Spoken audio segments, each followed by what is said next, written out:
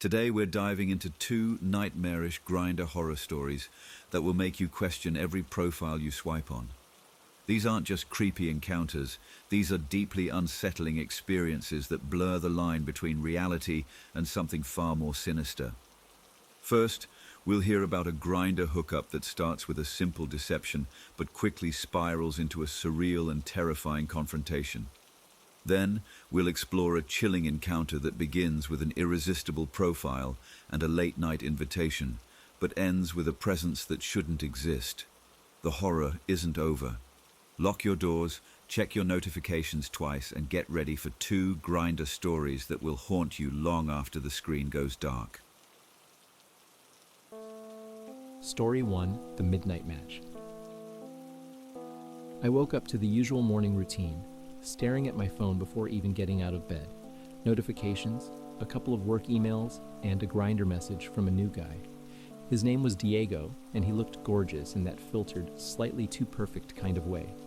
Tan skin, dark wavy hair, an intricate sleeve of tattoos running down his arm. His bio was simple: hung, dom, hosting, down for a good time. He messaged me first. "Hey sexy, you up?" I smirked, still half asleep. "Just woke up. What's up?" "Looking to meet tonight. My place. You in?" Straight to the point. I scrolled through his pictures, shirtless mirror selfies, gym pics, even one of him standing on a beach at sunset, abs gleaming in the fading light. He was hot, almost too hot, but I wasn't going to question my luck. "Maybe? What part of town?" "Near downtown. I'll text you the address later." Something about his eagerness felt off, but I ignored it. My friends always said I overthought things. Besides, it had been months since I hooked up. What was the worst that could happen? Afternoon, the red flags.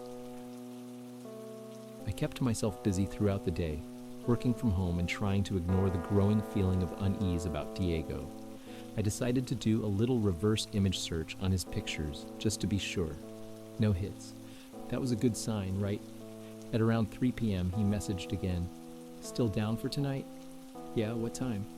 "Come by around 11. Bring a little poppers if you got some. My roommate might join if you're cool with that." That was the first real red flag, and he hadn't mentioned a roommate before. I asked him about it. "Oh, he's chill, just watching. Nothing weird." I almost canceled right then and there, but I told myself I was being paranoid. Plenty of guys had voyeuristic roommates, and it wasn't like I hadn't had wild threesomes before, but something still felt wrong. At around 5 p.m., I hopped in the shower, staring at myself in the mirror as the steam rose. I was lean but muscular, my dark hair slightly messy, a 5 o'clock shadow starting to form. Was I really about to do this? I shook off the nerves and told myself to relax. Evening, the setup. By the time 10:30 p.m. rolled around, I was dressed and ready. Tight jeans, a loose white tank top, just enough cologne to smell expensive but not desperate. Diego sent me the address. I looked it up. It was an apartment complex downtown, close to a liquor store, a boarded-up building, and not much else.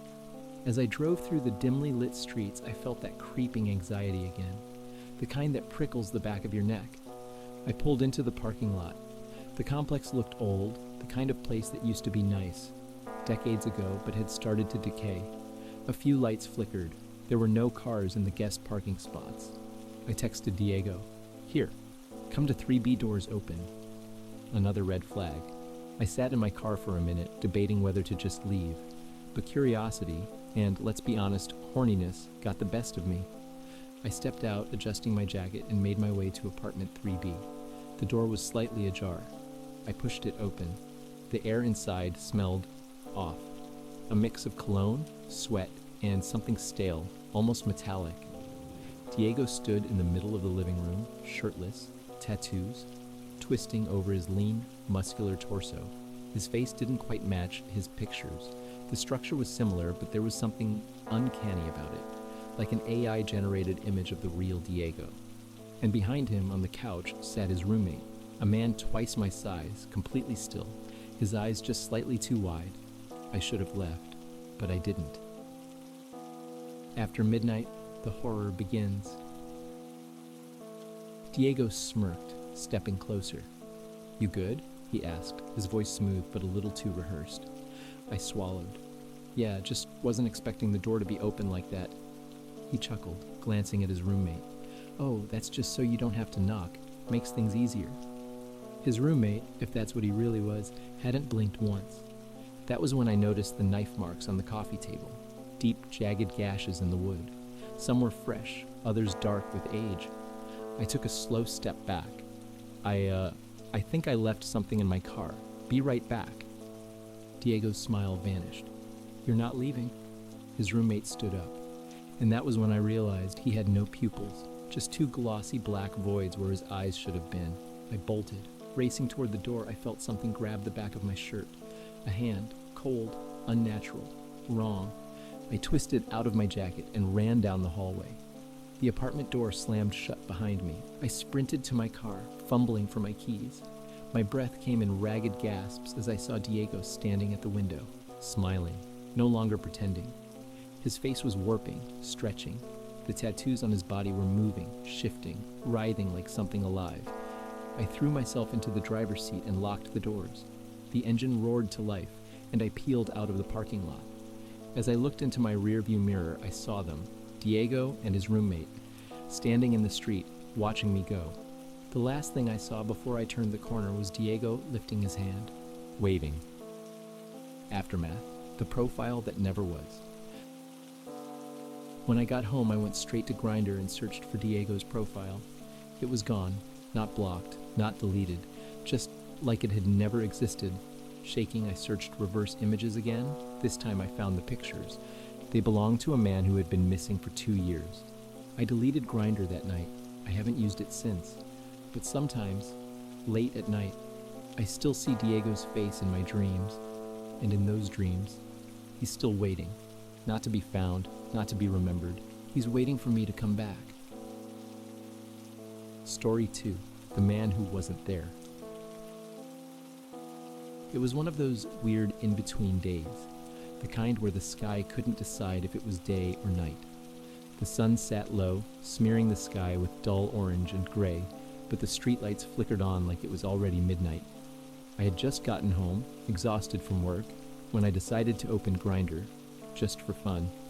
His profile picture was hot, dark, wavy hair, tattoos covering his arms, a confident smirk, built, athletic, the kind of guy who knew he was attractive. He messaged first, and things moved quickly from there. You host? He asked. Yeah, I replied. He said he was already in my area. 15 minutes later, there was a knock at my door. I opened it and immediately felt something was off. The man standing there was not the man from the pictures. Instead of the tattooed, confident guy from the profile, I was staring at someone completely different. Thinner, jittery, his pupils blown wide. He had this restless energy, like he couldn't stay still, shifting his weight from one foot to the other, his breath just a little too fast. Hey, he said, his voice dry, cracking at the edges. I didn't even have to ask. I knew what this was. Sorry, man, you're not the guy in the pics. I'm gonna have to pass. His expression twitched, just for a second, like he might snap. But instead he sighed, rubbing his arms like he was cold. Aw, man, I drove all the way over here. Can I at least have a glass of water? I should have said no.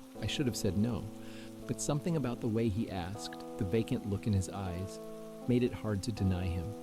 I sighed, muttered, sure, and went to the kitchen. By the time I came back, he was already sitting on my couch, sucking on a glass pipe. I froze in the doorway, water glass in hand, watching the tendrils of acrid smoke curl toward my ceiling. Then, as if this wasn't insane enough, he grabbed the glass from me, popped a pill in his mouth, and washed it down with one long gulp. I just took MDMA, he said, grinning at me. His teeth were gray, jagged. I can't drive now. My stomach sank. Not my problem, I said, trying to keep my voice steady. You can get an Uber.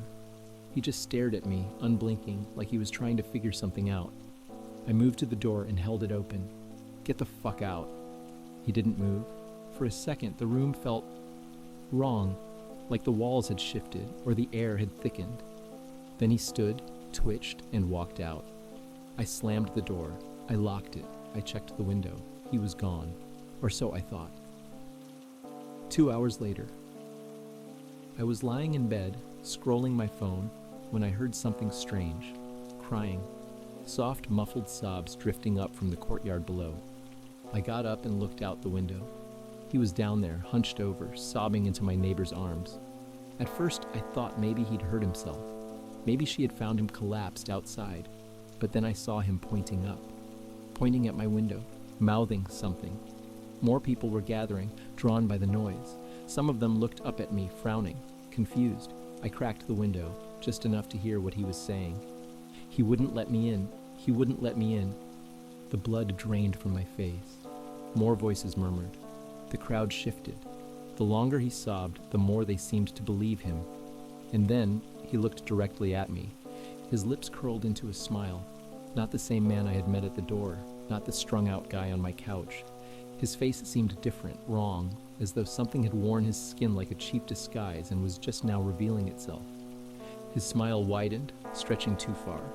His pupils swallowed his irises, and then, just like that, he was gone. Not walked away, not ran, just gone. The next morning,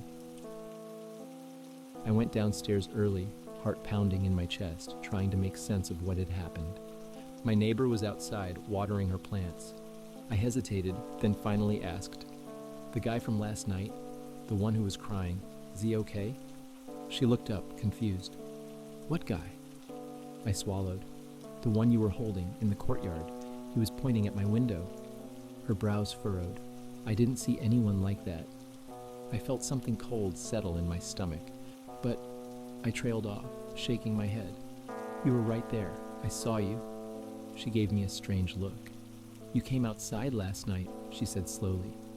I stared at her. "No, I didn't." She nodded, her expression tightening.